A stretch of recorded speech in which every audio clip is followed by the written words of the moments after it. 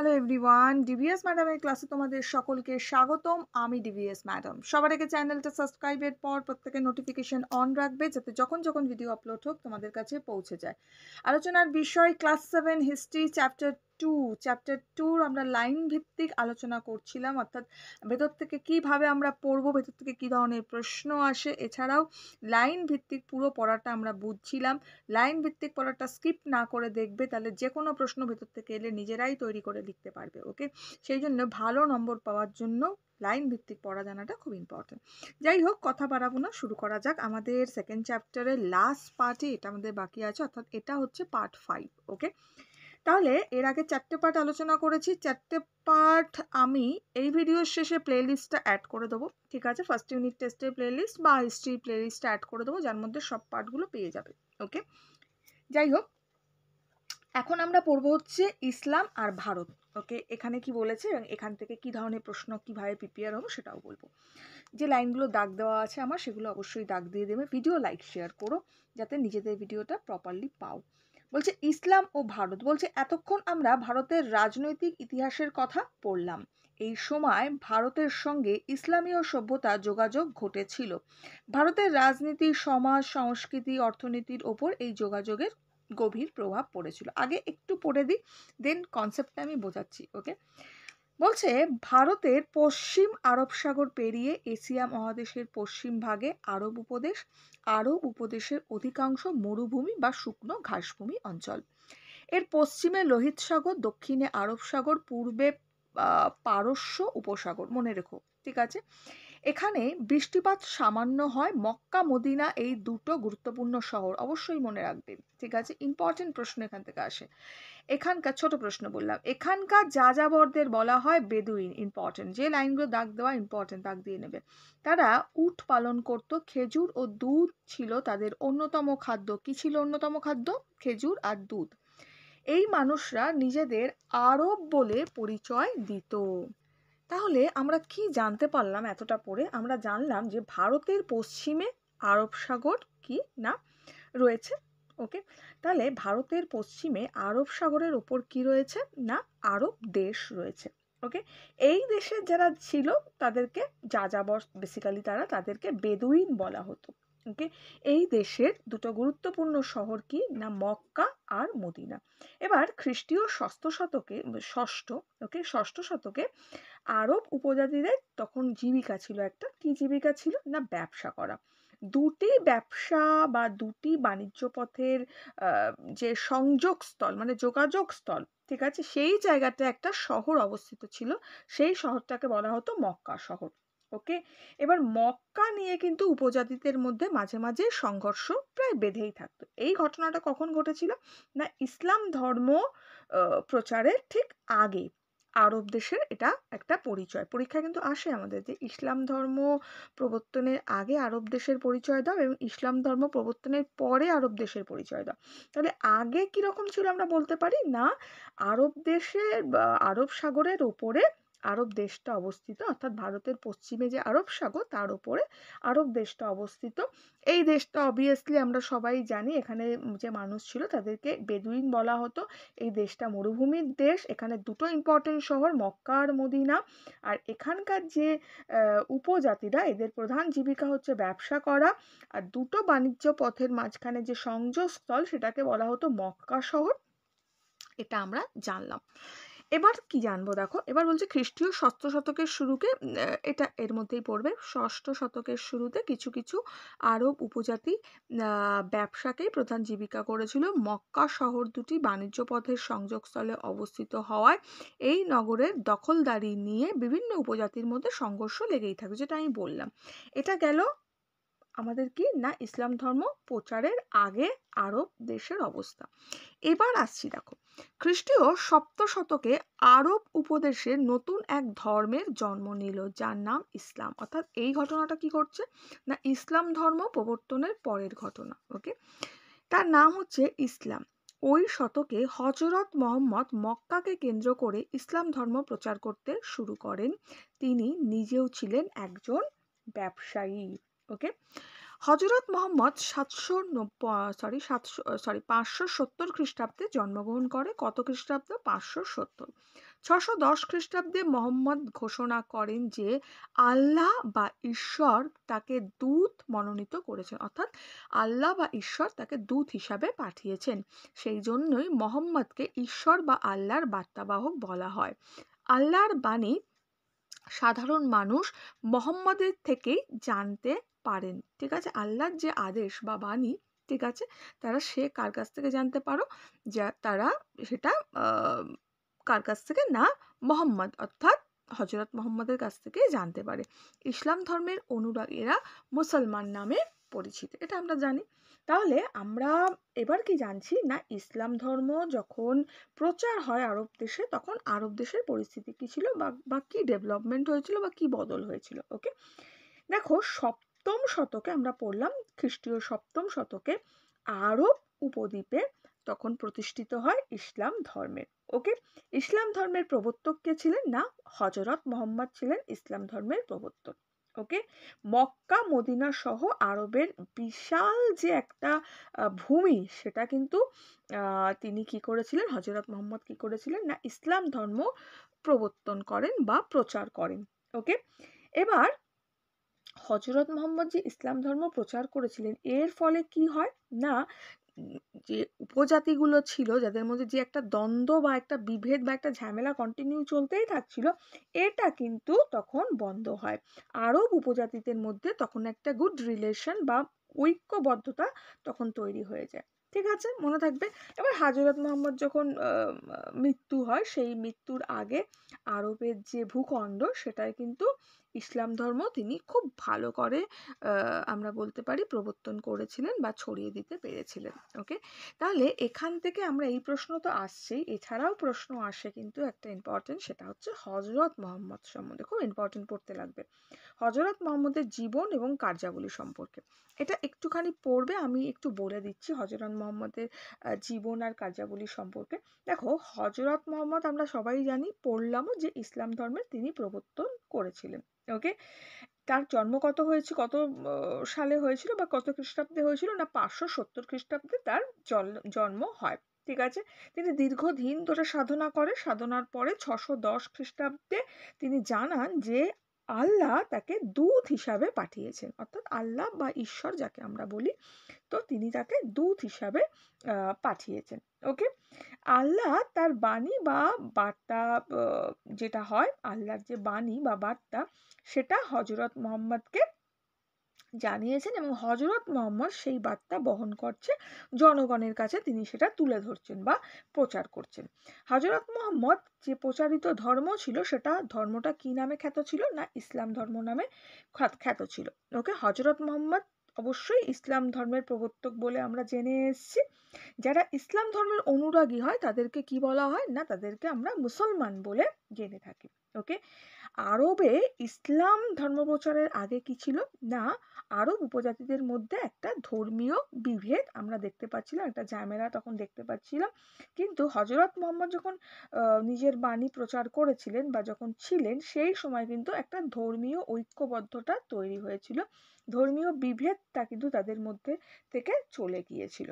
ওকে, আর এটাও কিন্তু খুব ইম্পর্টেন্ট মনে রেখো যে হজরত মোহাম্মদ 622 খ্রিস্টাব্দে তার অনুগামীদের নিয়ে মক্কার থেকে মদিনা শহরে চলে যায়। আর মক্কার থেকে মদিনা চলে যাওয়ার ঘটনাকে আরবি ভাষায় বলা হতো কিন্তু হিজরত। কি বলা হতো? হিজরত। ওকে, 600 তোমার হজরত মোহাম্মদের যে সময় ছিল 622 খ্রিস্টাব্দ থেকে হিসাব করে যে ইসলামীয় সাল গণনাটা হয়, তাকে কিন্তু আমরা কি বলে থাকি? না, হিজরত বলে থাকি। হজরত মোহাম্মদের মৃত্যু হয়েছিল 632 খ্রিস্টাব্দে। ওকে, হজরত মোহাম্মদ 622 থেকে 632 খ্রিস্টাব্দের মধ্যে কিন্তু আরব ভূখণ্ড অঞ্চলের মধ্যে মানুষের মন জয় করেছিলেন এবং ইসলাম ধর্মের যে মানে প্রচার আমরা বলতে পারি, সেই প্রচার কিন্তু করেছিলেন। ক্লিয়ার? বোঝা গেল? তাহলে এটা আমরা এখান থেকে জানতে পারলাম। এটা একটু পড়ে নিও, আমাদের এটা শেষ করতে হবে, আমি আর একটু আর পড়লাম না, নিজেরা পড়ে নিও। যেটা বললাম এইরকমই এখানে আছে। নেক্সট আমরা দেখতে পাচ্ছি খলিফা আর খিলাফত। এটা একটু পড়বে, আমি একটু বলে দিচ্ছি, এটা খলিফা বা খিলাফত কি না, খলিফা হচ্ছে আমরা বলতে পারি, দেখো খলিফা কথার অর্থ হচ্ছে প্রতিনিধি বা উত্তরাধিকারী, যাদেরকে আমরা বলে থাকি। এবার হজরত মোহাম্মদ যখন মারা যান, তারপর তার যে প্রধান 4জন সঙ্গী ছিল, তারা একে একে কি করে না মুসলমানদের নেতা নির্বাচিত হয়। এই যে 4জন সঙ্গী একে একে মুসলমানদের নেতা নির্বাচিত হয়েছিল, এদেরকেই বলা হতো কি খলিফা। ওকে, এটা কিন্তু কি আরবি ভাষায় খলিফা শব্দের অর্থ বলেই দিয়েছি তোমাদেরকে আমি, না উত্তরাধিকারী বা প্রতিনিধি। ওকে, খিলাফতটা কি, তাহলে খলিফা কাদের বলে বা খলিফা কি বুঝে গেলে। খিলাফতটা কি, দেখো খিলাফত আমরা বলতে পারি যে ইসলাম ধর্মের ক্ষমতা যেসব অঞ্চলগুলোর মধ্যে ছড়িয়ে গিয়েছিল, তাদেরকে আমরা দারুল ইসলাম বলে থাকি, দার উল ইসলাম। ওকে, এবার খলিফা হলো দারুল ইসলামের প্রধান যে কি বলবো, প্রধান যে নেতা হয়, সেই নেতাই ছিল হচ্ছে এই খলিফা। ঠিক আছে, খলিফা হলেন দারুল ইসলামের প্রধান নেতা। খলিফার এই অধিকারের যে এলাকা বা খলিফার যে অধিকৃত যে এলাকা, সেই এলাকাকে আমরা বলে থাকি কি না খিলাফত। ঠিক আছে, বোঝা গেল। তাহলে কি বললাম, ইসলাম ধর্মের যে ক্ষমতাটা যে অঞ্চলে ছড়িয়ে পড়েছিল, তাকে বলা হতো দারুল ইসলাম। খলিফা হলো দারুল ইসলামের প্রধান নেতা, আর খলিফার এই অধিকার মানে অধিকার করা যে এলাকা, তাকে বলা হতো খিলাফত। ওকে, নেক্সট কি বলেছে দেখো, নেক্সট বলেছে আমাদের 712 খ্রিস্টাব্দ নাগাদ আরবি মুসলমানরা মোহাম্মদ বিন কাসেমের নেতৃত্বে সিন্ধু প্রদেশে অভিযান করেছিল। এটা আমরা জানলাম। ওকে, কত খ্রিস্টাব্দে, 712-তে। নেক্সট বলেছে 1712 খ্রিস্টাব্দে নাগাদ আরবি মুসলমানরা মোহাম্মদ বিন কাসিমের নেতৃত্বে সিন্ধু প্রদেশ অভিযান করে। ইতিমধ্যে আরব ব্যবসায়ী ও পর্যটকরা খ্রিস্টীয় 7ম ও 8ম শতকে ভারতে এসেছিলেন, অর্থাৎ ভারতের সঙ্গে ইসলামদের পরিচয় রাজ্য বিস্তার আগেই শুরু হয়েছিল। আরব শক্তি সিন্ধু প্রদেশ, আচ্ছা মুলতান ও উত্তর পশ্চিম ভারতের কিছু অঞ্চল দখল করে। পড়ে নিই, দেন বোঝাচ্ছি। আচ্ছা, বিন কাসিমের মৃত্যুর পর তারা ধীরে ধীরে ওই অঞ্চল থেকে সরে যেতে থাকে। আরবরা 9ম শতাব্দীর শেষের দিকে ভারত অভিযান বন্ধ করে। আরবদের পর আরেক মুসলমান শক্তি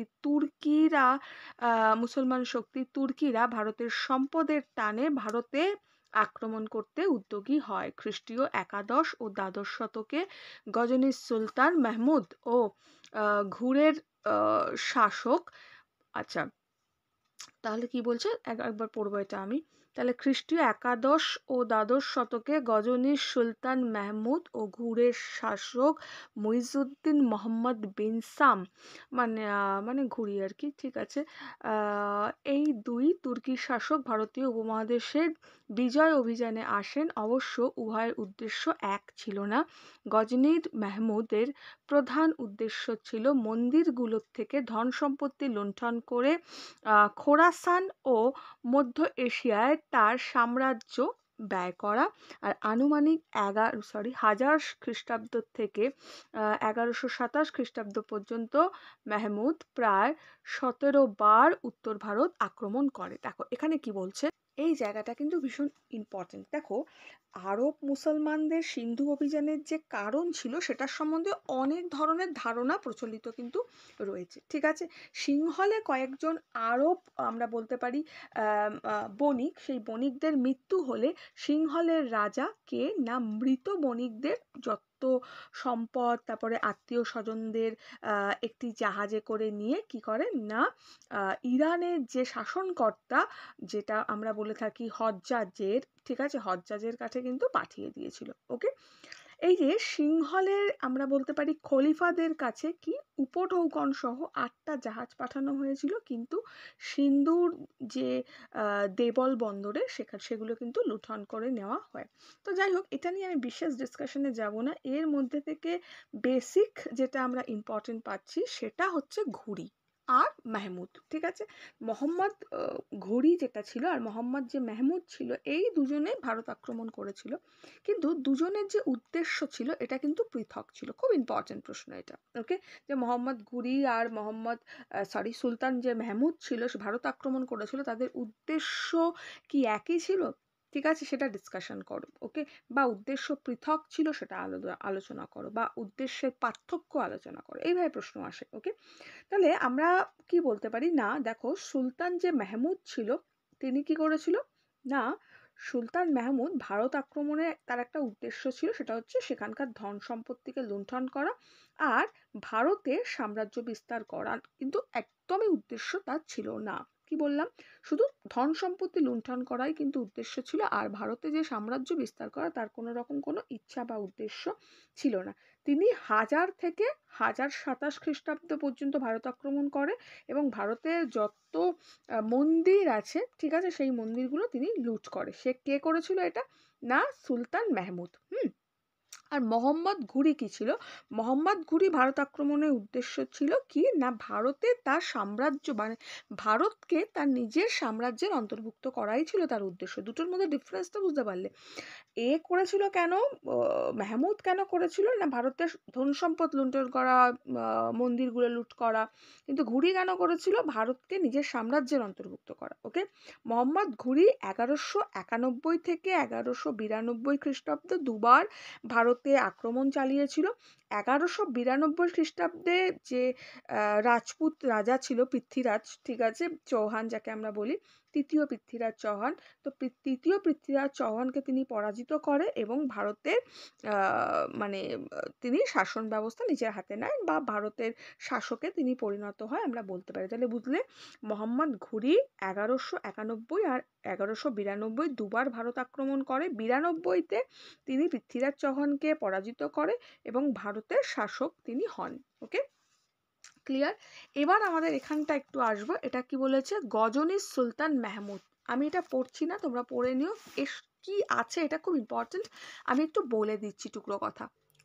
দেখো, যে গজনীর সুলতান যে মাহমুদ ছিল, মেহমুদকে আমরা কি জেনেছি, না তিনি ভারত আক্রমণ করেছি, এটাই ইতিহাসে এটাই আমরা জেনেছি, ঠিক আছে।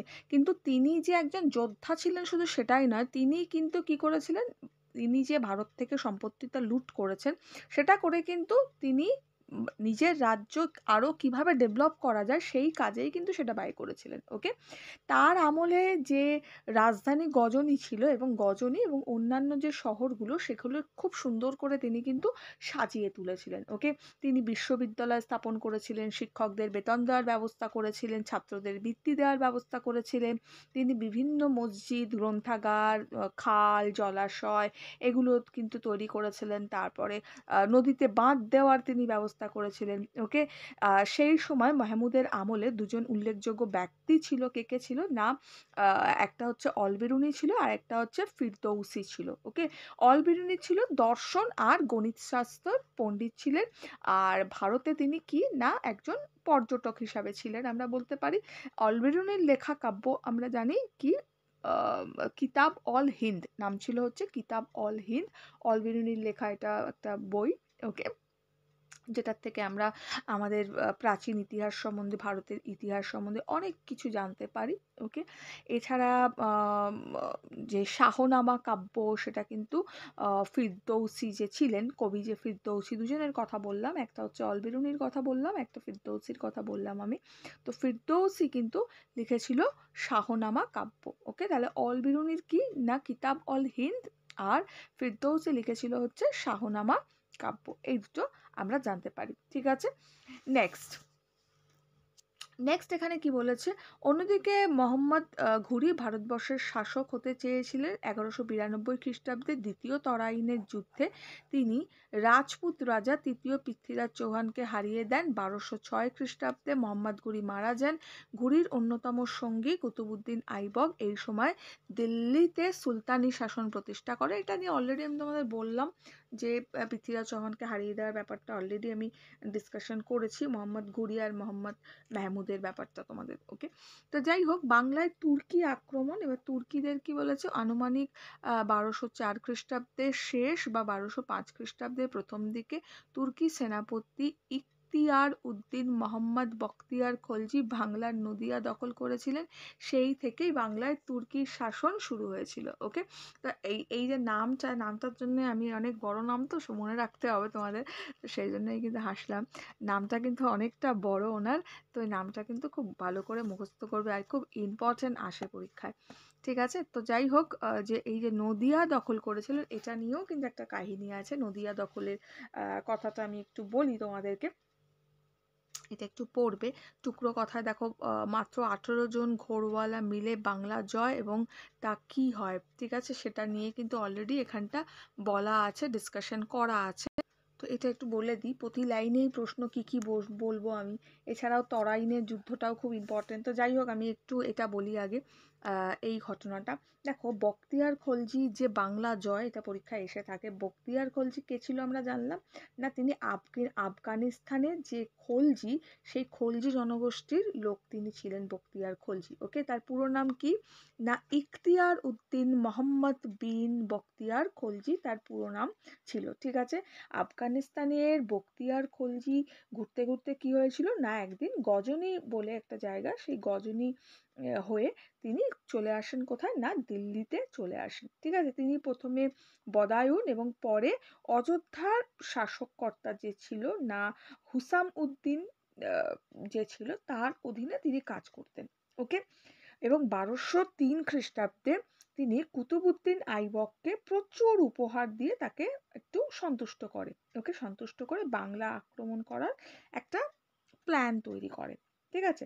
এবার 1204 খ্রিস্টাব্দে, এটা তিনের কথা বললাম আমি, 1204 খ্রিস্টাব্দে বখতিয়ার খলজি যে ঘোড়া ব্যবসায়ী, সেই ঘোড়া ব্যবসায়ী ছদ্মবেশ নিয়ে 18 জন সৈন্য নিয়ে বাংলায় একটা অস্থায়ী রাজধানী ছিল যার নাম নদিয়া, অনেকেই তোমরা শুনেছ। ওকে, তো নদিয়া জয় করেন। এবার ঘোড়া বিক্রেতা ভেবে নদিয়ার যে রাজপ্রাসাদ ছিল, সেই রাজপ্রাসাদের যারা দারোয়ান বা রক্ষী যাদেরকে আমরা বলতে পারি, সেই রক্ষীরা তাকে কিন্তু প্রাসাদে ঢুকতে দেয়। এবার প্রাসাদে ঢুকেই তারা কি করে না, একদম হত্যা করা শুরু করে, সেখানে মানুষজনকে একদম নির্বিচারে আমরা বলতে পারি হত্যা করা শুরু করে। এবার বাংলার যে সেন বংশের আমরা বলতে পারি রাজা যে ছিলেন, ঠিক আছে, কে ছিল না, লক্ষণ সেন। এবার প্রাসাদের মধ্যে সাধারণত কি যুদ্ধের জন্য কোনো রকম কোনো তো লক্ষণ সেনের প্রিপারেশন ছিল না, সে তো ভেতরেই ছিল। তো সে তখন দুপুরবেলার খাবার খাচ্ছিল।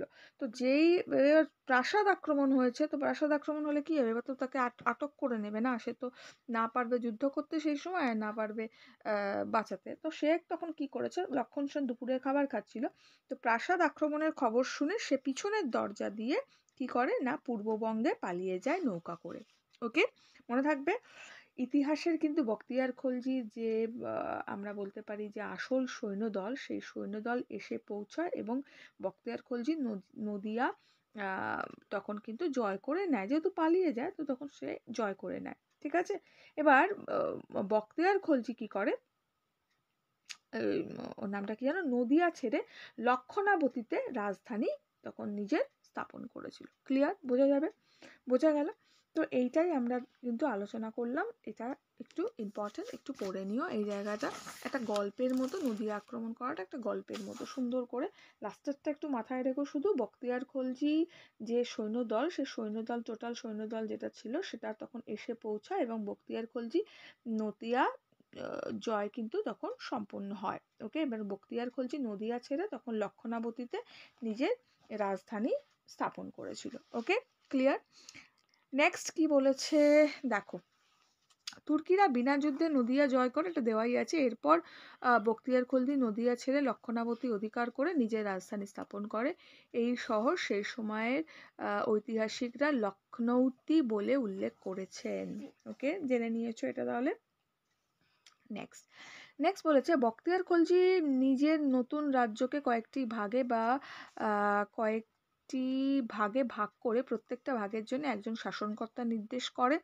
এই সব শাসককর্তারা ছিলেন তার সেনাপতি। বখতিয়ার খলজি লখনৌতিতে মসজিদ, মাদ্রাসা, সুফি সাধকদের আস্তানা তৈরি করে দেন। লখনৌতি রাজ্যের সীমানা উত্তরে দিনাজপুর জেলার দেবকোট থেকে রংপুর শহর, দক্ষিণে পদ্মা নদী, পূর্বে তিস্তা, করতোয়া নদী, এটা ইম্পর্টেন্ট পড়বে, পশ্চিমে বখতিয়ার খলজির অধিকৃত বিহার পর্যন্ত বিস্তৃত। কোথা থেকে কোথা পর্যন্ত রয়েছে। এরপর বখতিয়ার খলজি তিব্বত আক্রমণ করে রাজ্য বিস্তার করার চেষ্টা করে, কিন্তু সেই চেষ্টা কিন্তু তার সফল হয়নি।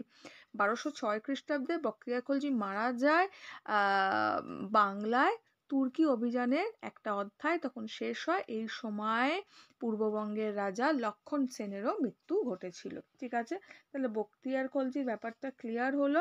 বখতিয়ার খলজি বাংলা জয় করার ফলে কি হয়েছিল, বাংলার সেন বংশের যে রাজত্ব সেটার কিন্তু অবসান ঘটেছিল। বখতিয়ার খলজি বাংলা জয় করার পর তিনি তার অধিকৃত যে বাংলা রাজ্য সেটাকে কয়েকটা ভাগে ভাগ করেছিল, প্রত্যেকটা ভাগে একজন করে তিনি শাসনকর্তা নির্দেশ করেছিল। এই সব শাসককর্তাদের ছিল মূলত কি না, মূলত তারই সেনাপতি আমরা বলতে পারি।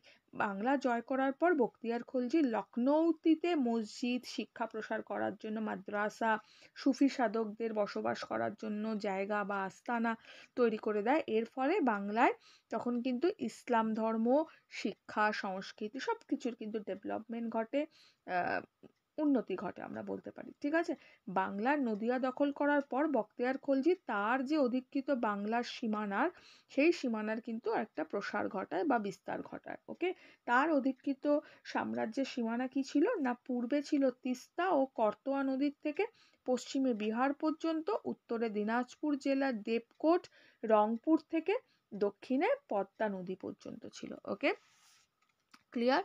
তো এটাই হচ্ছে মূল ডিসকাশন তোমাদের করে দিলাম। আর একটা যেন কি বলবো ভাবছিলাম, মনে করতে পারছি না, দাঁড়াও। তরাইনের যুদ্ধটা বোধহয় বলছিলাম, তারা একটু ডিসকাশন করি তরাইনের যুদ্ধটা। আচ্ছা, এর প্রশ্ন উত্তর আমি সব করিয়ে দিয়েছি, প্লেলিস্টে পাবে। ঠিক আছে, তো যাই হোক, তরাইনের যুদ্ধটা একটু বলে দিই, এইখানটা একটু পেয়েছি, তরাইনের যুদ্ধ ইম্পর্টেন্ট আসে।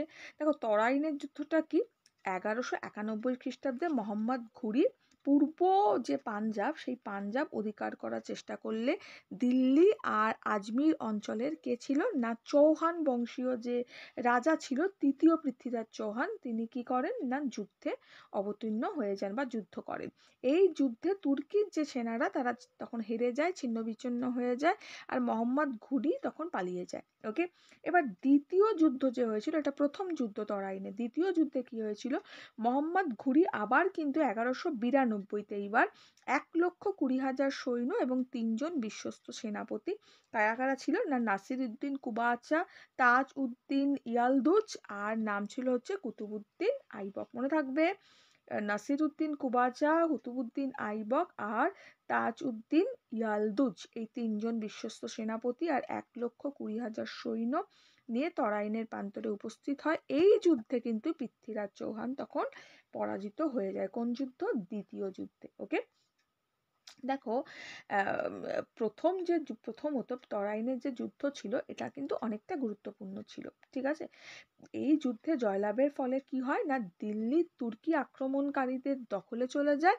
এবং ভারতে তুর্কি সাম্রাজ্যের প্রতিষ্ঠা হয়। ওকে, এই যুদ্ধে কিন্তু তুর্কিদের জয়লাভের ফলে ভারতের যে সামরিক দুর্বলতা সেটা কিন্তু সকালের সামনে আসে বা প্রকাশ্যে আসে। ওকে, এই যুদ্ধের ফলে ভারতের হিন্দু সংস্কৃতির সঙ্গে মুসলমান সংস্কৃতির মিলনে এক নতুন ভারতীয় সংস্কৃতির সৃষ্টি হয়েছিল। ঠিক আছে, তাহলে এই চ্যাপ্টারটা আশা করি একটু টুকরো কথা এখানটা একটু পড়ে নেবে। হ্যাঁ, তাহলে এই চ্যাপ্টারটা হয়ে গেলে এখান থেকে আমরা একটু ছোট প্রশ্ন উত্তর এখন নিয়ে নেব।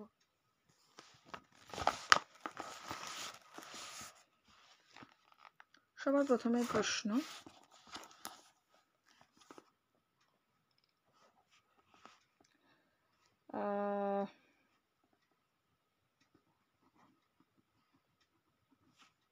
খলিফা শব্দের অর্থ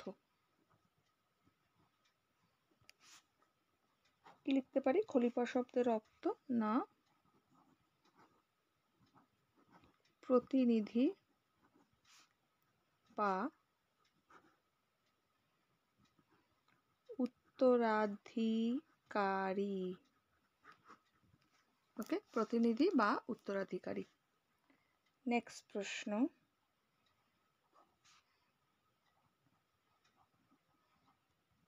হযরত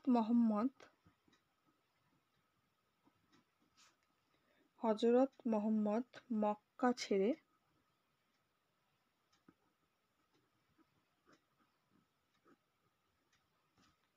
মক্কা ছেড়ে মদিনা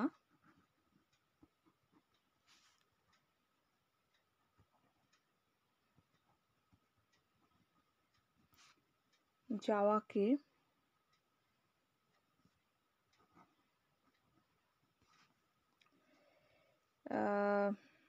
কি বলে বা আরবি ভাষায় কি বলে, অনেক সময় এটাও আসে। কি বলে? হিজরত বলে, হিজরত। ওকে, নেক্সট।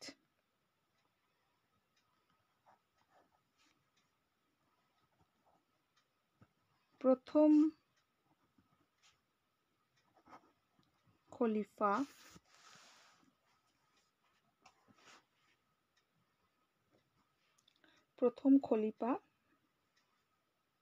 কে? উত্তর লিখব। প্রথম খলিফা ছিল হচ্ছে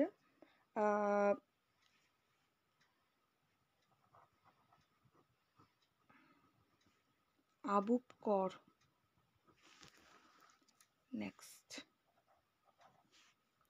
নেক্সট প্রশ্ন, যে সমস্ত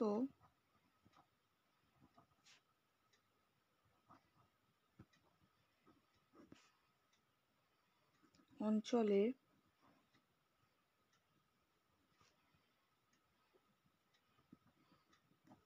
ইসলাম ধর্মের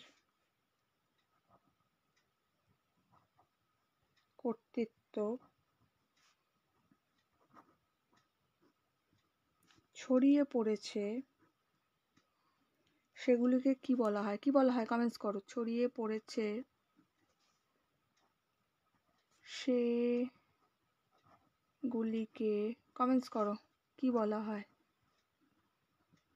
লিখেছো? উত্তর হবে দারুল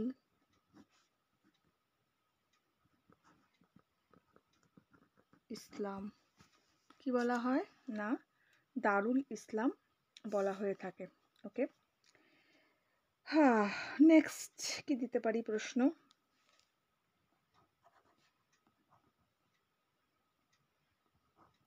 কত খ্রিস্টাব্দ থেকে হিজরি অব্দ গণনা শুরু হয়? কত খ্রিস্টাব্দ থেকে হিজরি অব্দ গণনা শুরু হয়? না, 622।